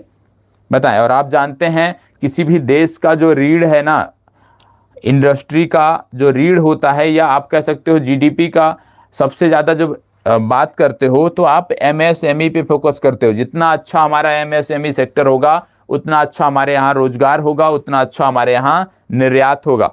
तो इसकी बात कर रहे हैं, इन्होंने दिया है 6000 करोड़ रुपए। ठीक है, चलिए इसको बताएं। हाल ही में भारत ने किस देश के साथ डिजिटल मीडिया के क्षेत्र में सहयोग हेतु समझौता किया है? भारत ने किस देश के साथ डिजिटल मीडिया के साथ सहयोग करने का समझौता किया है, आपको बताना है। पिछले दिनों मैंने आपको बताया था बिनबैक्स, शायद आपको याद हो। बिनबैक्स नामक सैन्य अभ्यास हमने आपको बताया था कि ये जो सैन्य अभ्यास है ये आपके लिए महत्वपूर्ण है। बिनबैक्स ये सैन्य अभ्यास आपके लिए महत्वपूर्ण है क्योंकि ये जो सैन्य अभ्यास है, जब इसकी बात आप करते हो तो ये किस देश के साथ हुआ है? ये हुआ है वियतनाम के साथ। ठीक है, अभी हाल ही में हुआ है। तो आपको बता दें, भारत सरकार ने डिजिटल मीडिया के क्षेत्र में सहयोग हेतु वियतनाम के साथ समझौता किया है। चले आगे बढ़ते हैं। इसको बताओ, अमेरिकी राष्ट्रपति जो बाइडेन ने भारतीय मूल के किस व्यक्ति को व्हाइट हाउस कार्यालय के प्रमुख के रूप में नियुक्त किया है? बताएं। व्हाइट हाउस कार्यालय के प्रमुख के रूप में नियुक्त किया है, आपको बताना है, उतना महत्वपूर्ण नहीं है, नाम याद रखिएगा। ठीक है, यदि आ जाए कहीं पे भटकते हुए प्रश्न परीक्षा में तो सही करना है। गौतम राघवन इनका नाम है, बहुत ज्यादा महत्वपूर्ण नहीं है। चलें इसको बताएं। हाल ही में किस भारतीय महिला पैरालंपिक खिलाड़ी ने 2021 पैरालंपिक स्पोर्ट्स अवार्ड में सर्वश्रेष्ठ महिला पदार्पण का पुरस्कार जीता?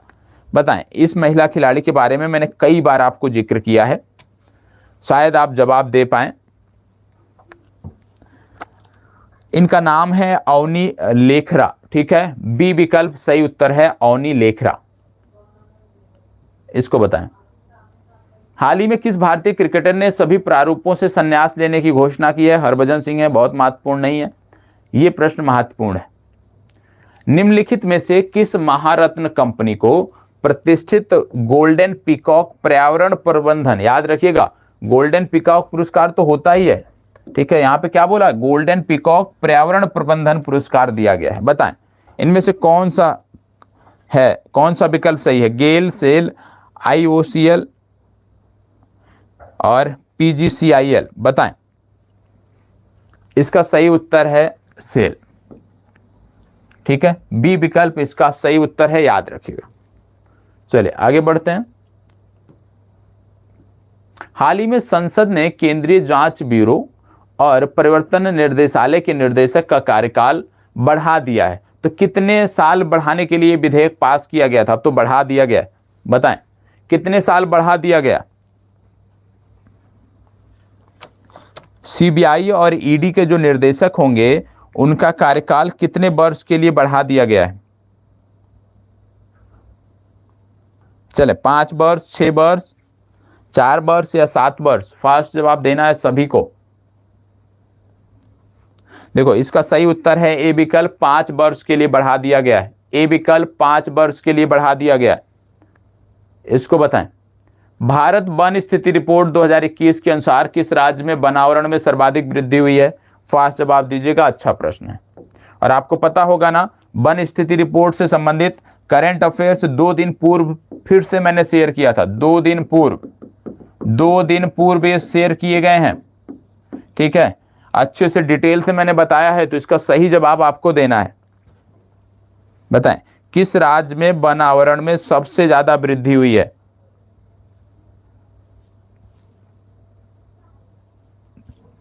ये वृद्धि सबसे ज्यादा हुई है भैया आंध्र प्रदेश में। सी विकल्प सही उत्तर है, आंध्र प्रदेश, सी विकल्प सही उत्तर है, ठीक है। चलिए आगे बढ़ते हैं। टोक्यो पैरा ओलंपिक 2020 के संदर्भ में कौन सा कथन सत्य है। देखो टोक्यो पैरा ओलंपिक और टोक्यो ओलंपिक, सामान्य ओलंपिक, दोनों के बारे में डिटेल में वीडियो चैनल पर पड़ी हुई है, प्लीज जाकर देख लीजिएगा। ओलंपिक से संबंधित कोई भी प्रश्न आपका गलत नहीं होगा। क्या बोला जा रहा है इसमें पदक तालिका में प्रथम स्थान पर यहाँ पे बोला गया है USA रहा है, ठीक है। यहाँ पे करेक्ट कर लीजिएगा, यहाँ पे प्रथम स्थान पर USA, प्रथम स्थान पर USA रहा है। पदक तालिका में भारत को 24वां स्थान प्राप्त हुआ है। इनमें से कौन सा कथन सही है आपको बताना है। चले कौन सा कथन सही है आपको बताना है। चले इनमें से कौन सा कथन सही है, याद रखिएगा। पैरा ओलंपिक की बात हो रही है, पैरा ओलंपिक की बात हो रही है। फास्ट चले सभी जवाब दीजिए। देखो इसका सही उत्तर है सिर्फ और सिर्फ बी विकल्प, क्योंकि पहला गलत है और दूसरा कथन सही है। चलिए आगे बात करते हैं। हाल ही में किस राज्य या केंद्र शासित प्रदेश ने हिम तेंदुआ को राज्य पशु एवं काली गर्दन वाली क्रेन को राज्य पक्षी घोषित किया। आपको पता होगा ये राज्य चर्चा में था। क्यों चर्चा में था, परिसीमन आयोग के द्वारा लगातार यहाँ पे कुछ करंट अपडेट दी जा रही थी, इसके कारण ये चर्चा में था। और यहाँ पे आपको बता दें कि ये राज्य है लद्दाख, ठीक है। ग्रस निक्यूकोलिस को जो इन्होंने पक्षी घोषित किया है राज्य पक्षी, और हिम तेंदुआ को जो है इन्होंने राज्य पशु घोषित किया है। तो ये जवाब है लद्दाख, बी विकल्प सही उत्तर है। इसको बताएं। यहाँ पे कुछ पुस्तक के बारे में है और आपसे पूछा जा रहा है कि निम्नलिखित में से कौन से सही सुमेलित हैं। 3 लेखकों की पुस्तक दी हुई है, जैसे गीता पीरामल, राहुल बजाज के बारे में बताया गया है an extraordinary life, Abhinav Chandrachud Sorabjee life and times. यहाँ पे लेखकों के नाम हैं और यहाँ पे पुस्तकों के नाम हैं। तो आपको बताना है कि इनमें से कौन सही सुमेलित हैं। फास्ट जवाब दीजिएगा।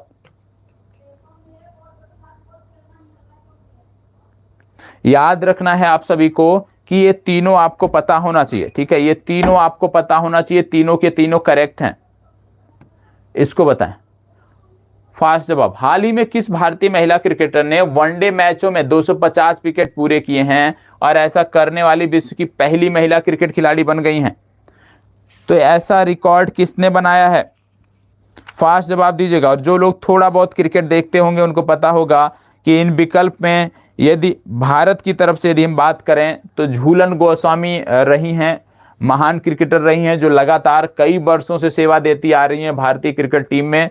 और बी विकल्प झूलन गोस्वामी इसका सही उत्तर है। इसको बताएं। हाल ही में भारत का पहला artificial intelligence and robotics technology park कहां लॉन्च किया गया? फास्ट जवाब देना है, बताएं ये पार्क कहां पर लॉन्च किया गया, आपको बताना है। भुवनेश्वर, चंडीगढ़, बेंगलुरु या हैदराबाद? चले बताइएगा कहां पे लॉन्च किया गया। देखो इसका सही उत्तर है बेंगलुरु। और जब बात बेंगलुरु की करते हैं तो तुरंत आपको इसरो याद आना चाहिए, तुरंत आपको 1969 का घटनाक्रम याद आना चाहिए, तुरंत आपको विक्रम अम्ला साराभाई के बारे में याद आना चाहिए, और तत्कालीन जो सबसे पहले आप कह सकते हो इसके प्रमुख बने थे उनके बारे में जानकारी होना चाहिए, और आज के वर्तमान प्रमुख इसरो के कौन हैं उनके बारे में। तो आज के इसरो के वर्तमान प्रमुख कौन है, कमेंट बॉक्स में बताएं। इसरो के प्रमुख कौन हैं, इसको बताएं। हाल ही में जारी घोषणा के अनुसार 44वें फिडे शतरंज ओलंपियाड 2022 का आयोजन भारत में कहां किया जाएगा, बताएं।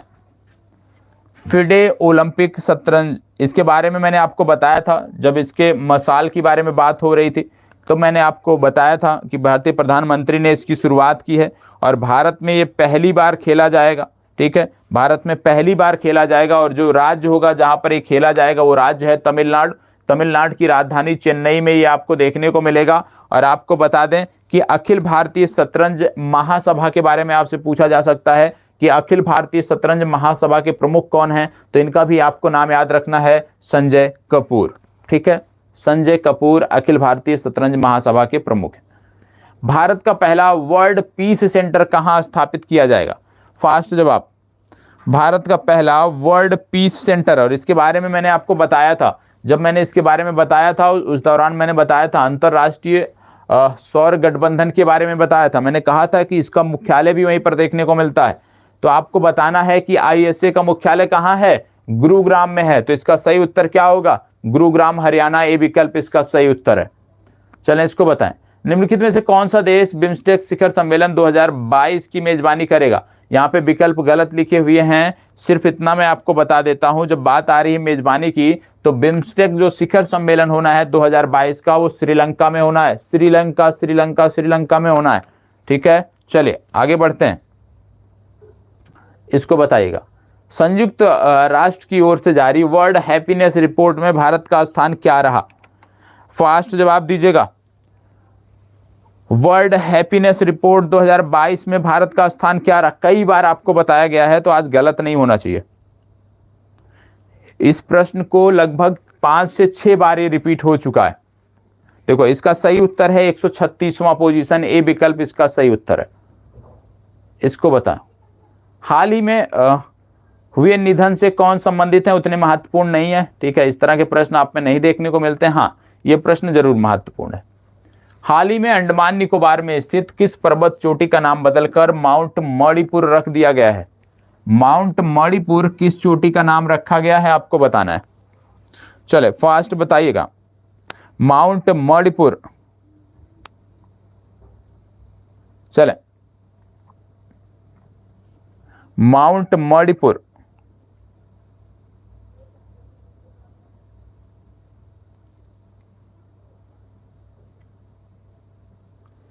माउंट मणिपुर, फास्ट जवाब दीजिएगा।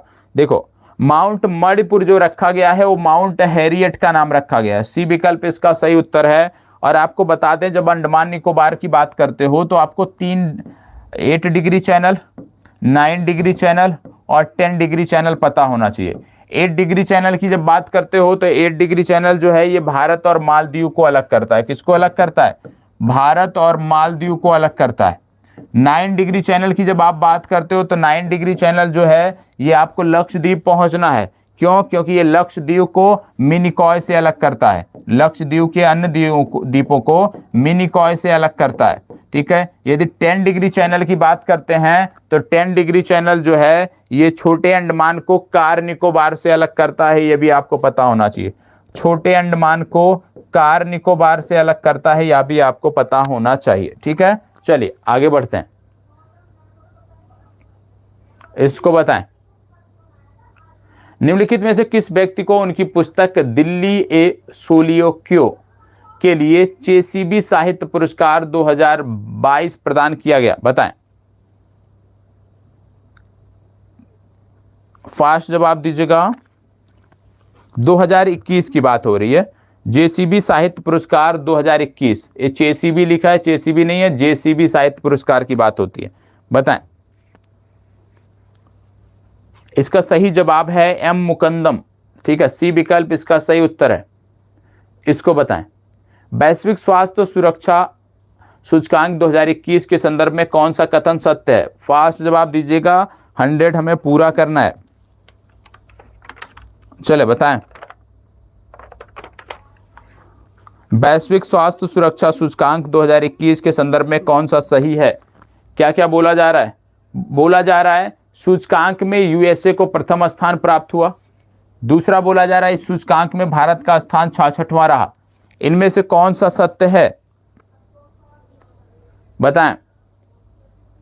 आपको बता दें कि इसके दोनों कथन सत्य हैं। इस सूचकांक में यूएसए प्रथम स्थान पे था और इस सूचकांक में भारत का स्थान 66वां था। तो सी विकल्प आपका सही उत्तर है। प्रश्न संख्या 13 के लिए सी विकल्प सही उत्तर है। भारत का स्थान सिर्फ याद रखिएगा, आपका काम चल जाएगा।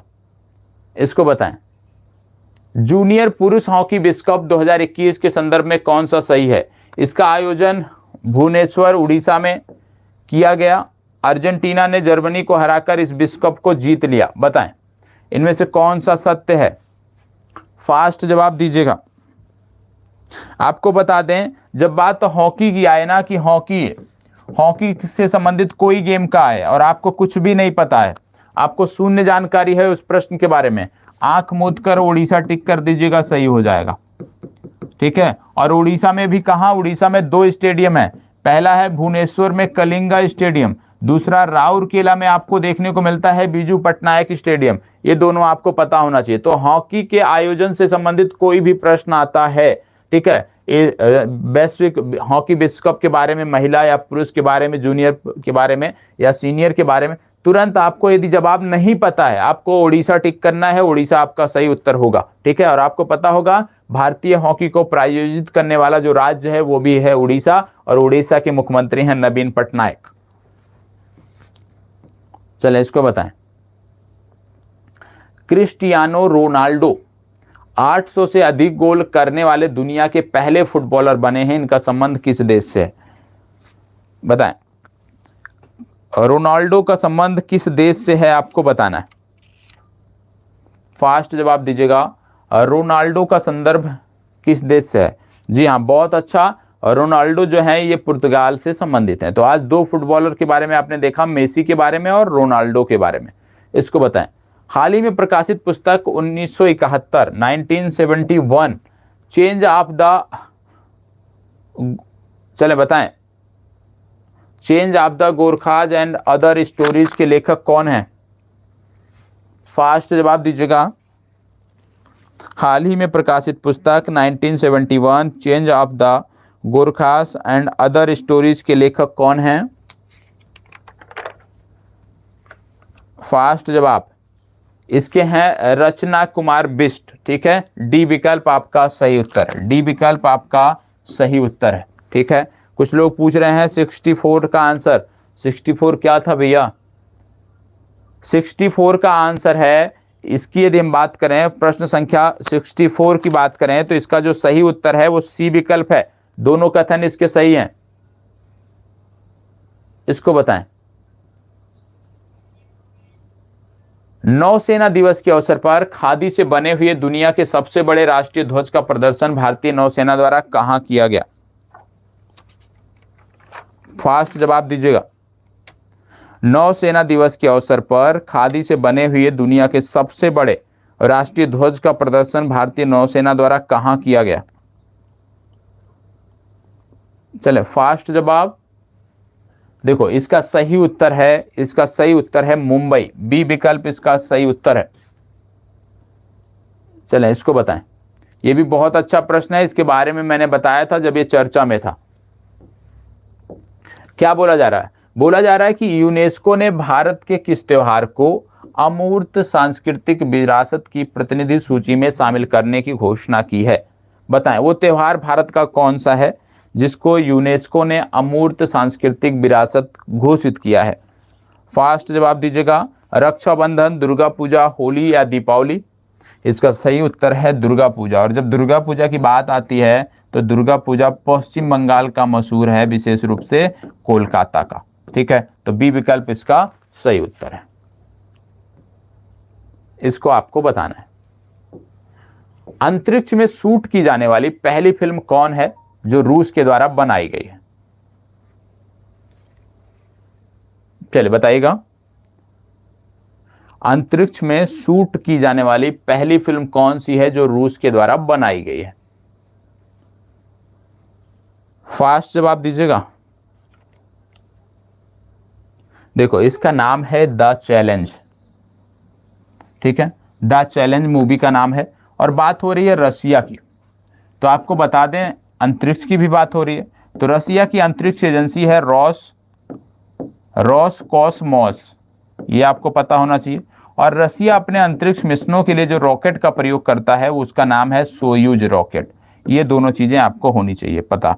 इसके साथ साथ रसिया की राजधानी है मॉस्को, और मॉस्को ने इसरो ने अपना तकनीकी संपर्क इकाई खोल रखा है। इसरो का तकनीकी संपर्क इकाई जो भारत के बाहर है वो मॉस्को में है। ठीक है, रसिया सोयूज रॉकेट का प्रयोग करता है और इनकी अंतरिक्ष एजेंसी का नाम है रोसकॉसमोस। चले,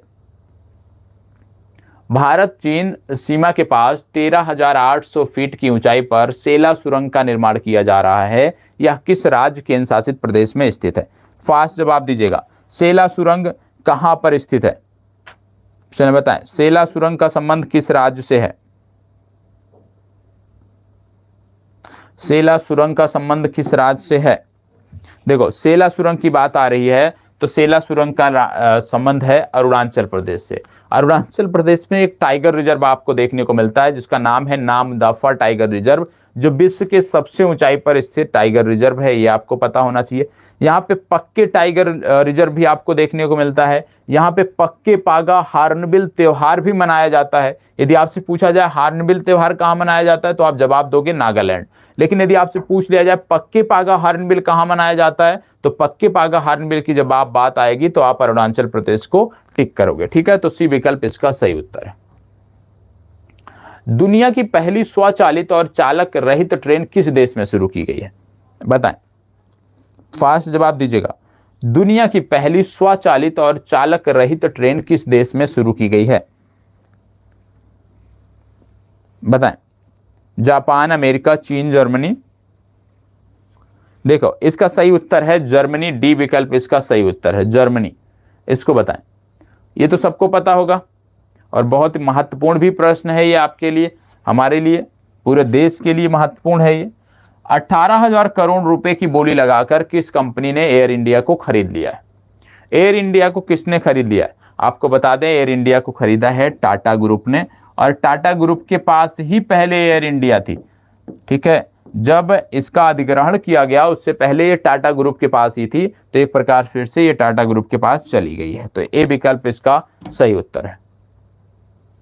इसको बताएं, बैंकिंग नेटवर्क के माध्यम से प्रत्यक्ष और अप्रत्यक्ष करों के संग्रह के लिए सरकार से मंजूरी प्राप्त करने वाला पहला अनुसूचित निजी क्षेत्र का बैंक हाल ही में कौन बना है? बताएं, फास्ट जवाब दीजिएगा। देखो बहुत सारे प्रश्न नहीं हैं लेकिन हम पहुंच रहे हैं 73, मतलब आप कह सकते हो लगभग 15 से 20 प्रश्न और देखना है, तो थोड़ा फास्ट कर दीजिए तो चीजें हो जाएंगी। जो महत्वपूर्ण प्रश्न हैं उनको हम कवर कर लेंगे। चले बताइएगा। अगले 5 मिनट और ये कक्षा चलेगी। 5 मिनट में जितने भी प्रश्न कवर होंगे उतने हो जाएंगे। चले बताएं, इसका सही उत्तर है इस प्रश्न का, यदि मैं बात करूं सही उत्तर का तो याद रखिएगा यह है कोटक महिंद्रा बैंक। इसको बताइएगा, किस मंत्रालय के तहत अखिल भारतीय आयुर्वेद संस्थान ने कोरोना से बच्चों की सुरक्षा के लिए एक प्रतिरक्षा बढ़ाने वाली बाल रक्षा किट विकसित की है? बाल रक्षा किट जो है किस मंत्रालय के सहयोग से अखिल भारतीय आयुर्वेद संस्थान ने विकसित की है, आपको बताना है। चले बताइएगा। स्वास्थ्य मंत्रालय, आयुष मंत्रालय, महिला बाल विकास मंत्रालय, विज्ञान एवं प्रौद्योगिकी मंत्रालय। फास्ट जवाब, देखो इसका सही उत्तर है आयुष मंत्रालय। ठीक है, आयुष मंत्रालय के बारे में पता होना चाहिए, सर्बानंद सोनोवाल इसके मंत्री हैं। आयुष में जब आप बात करते हो AYUSH, इसमें प्रत्येक शब्द के अलग मीनिंग है। A for Ayurveda, U for yoga and AY है ना yoga and naturopathy, U for यूनानी, S फॉर सिद्धा, H फॉर होम्योपैथी। अब इसमें क्या होता है, जैसे विश्व होम्योपैथी दिवस मनाया जाता है, तो आपको पता होना चाहिए कब मनाया जाता है, किसके जन्म दिवस के अवसर पर मनाए जाते हैं। सिद्धा के बारे में पूछा जाता है कि ये कहाँ की मेडिसिन है, दक्षिण भारत तमिलनाडु की मेडिसिन है। विश्व यूनानी दिवस भी मनाया जाता है, तो पता होना चाहिए। ठीक है, इसके साथ साथ योगा एंड नेचुरोपैथी भारत से संदर्भित है, आयुर्वेदा भी भारत से संदर्भित है। ठीक है, तो राष्ट्रीय आयुर्वेद दिवस कब मनाया जाता है ये आपको पता होगा, पिछली कक्षा में अभी इसकी हमने बात किया था। इसको बताएं। केंद्रीय बजट 2022-23 में उद्योग के लिए काल गैसिफिकेशन तथा कोयले को रसायन में परिवर्तित करने के लिए कितनी निजी परियोजनाओं को स्थापित करने की योजना है? कितने निजी परियोजना, देखो जरूरी नहीं है कि याद हो, नहीं याद है आज रट लीजिएगा कि 4 परियोजनाओं को स्थापित करने की योजना है, 4 परियोजनाओं की। नहीं याद होगा तो रट जाइएगा। इसको बताएं। वर्ष 2022-23 में पूंजीगत व्यय GDP का कितना प्रतिशत होने का अनुमान है? ये महत्वपूर्ण है, ये आपको पता होना चाहिए। क्या बोला जा रहा है? पूंजीगत व्यय GDP का कितना प्रतिशत रहेगा, बताएं। फास्ट जवाब दीजिएगा। पूंजीगत व्यय GDP का कितना प्रतिशत रहेगा? तो याद रखिएगा ये रहेगा 2.9%। 2.9%। ये आपको याद रखना है तब तक जब तक अगला बजट नहीं आ जाता। इसको बताएं। 2022 के अंत तक निजी space company Skyroot Aerospace ने भारत के पहले निजी रॉकेट को लॉन्च करने की घोषणा की है, जिसका नाम क्या है? चलो देखो यहाँ पे क्या है, विकल्प गलत लिख दिए गए हैं। ठीक है, बहुत एरर है आज की PDF में, मानता हूं मैं। तो यहाँ पे विकल्पों पे नहीं जाना है, यदि आपको पता है तो बताएं। चलें, देखो सबसे पहली बात आपको पता होना चाहिए, स्काई रूट एरोस्पेस है कहाँ की? भारत की कंपनी है, भारत की निजी अंतरिक्ष कंपनी है। हेडक्वार्टर कहाँ है? तो हेडक्वार्टर इसका हैदराबाद में देखने को मिलता है। तेलंगाना राज्य बेस्ड ये कंपनी है, ये आपको पता होना चाहिए। और इन्होंने जो निजी रॉकेट को लॉन्च करने की योजना बनाई है उसका नाम है विक्रम। ठीक है, विक्रम 1। इनके पास विक्रम 1 का प्रोजेक्ट है, विक्रम 2 का भी ये प्रोजेक्ट कार्य कर रहे हैं, और विक्रम 3 पर भी। तो विक्रम की बात यदि आए, विक्रम रॉकेट की बात आए, तो आपको तुरंत टिक करना है स्काई रूट एरोस्पेस। आपसे ऐसे भी पूछा जा सकता है विक्रम रॉकेट का संबंध किससे है, तो आप बताओगे स्काई रूट एरोस्पेस, जो कि हैदराबाद बेस्ड या तेलंगाना राज्य बेस्ड एक कंपनी है। चलिए इसको बताएं। आर्थिक समीक्षा 2021-22 के अनुसार वर्ष 2021-22 में यदि मैं बात करूं तो तिलहनों का कुल उत्पादन कितना रहा? देखो यहाँ पे थोड़ी सी त्रुटि है, इसको करेक्ट कर लीजिएगा। यह है 2020, ये 2020 बोला जा रहा है। 2020-21 में तिलहन का उत्पादन कितना रहा, बताएं। तिलहन का उत्पादन कितना रहा? फास्ट जवाब, फास्ट जवाब। अगले 2 मिनट हम और देखेंगे, इसके बाद ये चर्चा समाप्त होगी। बताएं। सी विकल्प, देखो इसका जो सही उत्तर है वो है 36.1 मिलियन टन। ए विकल्प सही उत्तर है। और इसको याद रखिएगा, तिलहनों की अक्सर चर्चा होती है, दलहनों की भारत के संदर्भ में अक्सर चर्चा होती है, तो तिलहन और दलहन ये महत्वपूर्ण हैं। इसको बताएं।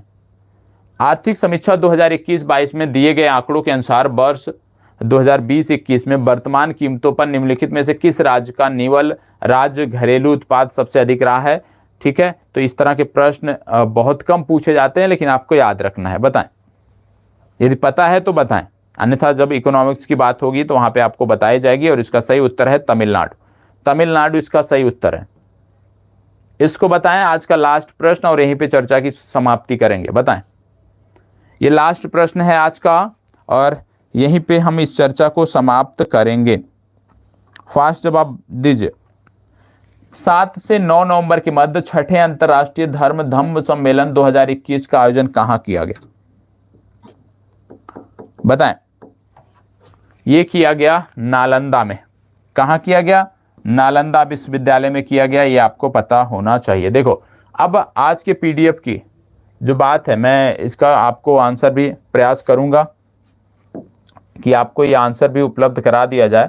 रही बात पीडीएफ की, तो आप ऐप डाउनलोड कर लीजिएगा, उसमें मिल जाएगा।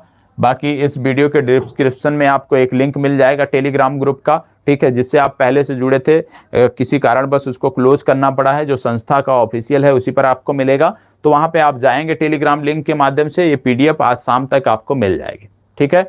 चले, और आपको बता दें कि कल, क्योंकि आज हम करंट अफेयर्स हमारी थी कि हम रविवार को बात करेंगे, और करंट अफेयर्स आपका, आप सभी भटकने की जरूरत नहीं है। बिहार राज्य से जुड़ा हुआ जो भी घटनाक्रम है, पूरे एक वर्ष का बिहार राज्य से जुड़ा हुआ जो भी घटनाक्रम है, अगले 2 दिनों में आपको मिलने वाला। आज और कल छोड़ दीजिए, बुधवार को पूरे बिहार से जुड़ा हुआ एक वर्ष का जो घटनाक्रम है, वो किसी भी क्षेत्र से जुड़ा हो, वो आपको मिलेगा बुधवार को, ठीक है। लगभग थोड़ा सा लंबी वीडियो खींचेगी, लगभग 2 घंटे वीडियो हो जाएगी, क्योंकि उसमें कुछ टॉपिक ऐसे हैं जिसके बारे में बताना है। योजनाओं की जब बात आती है तो योजनाओं के बारे में सिर्फ बता देना है, लाभार्थी समूह कौन सा है, किस संदर्भ में लॉन्च किया गया, वो बता देना है।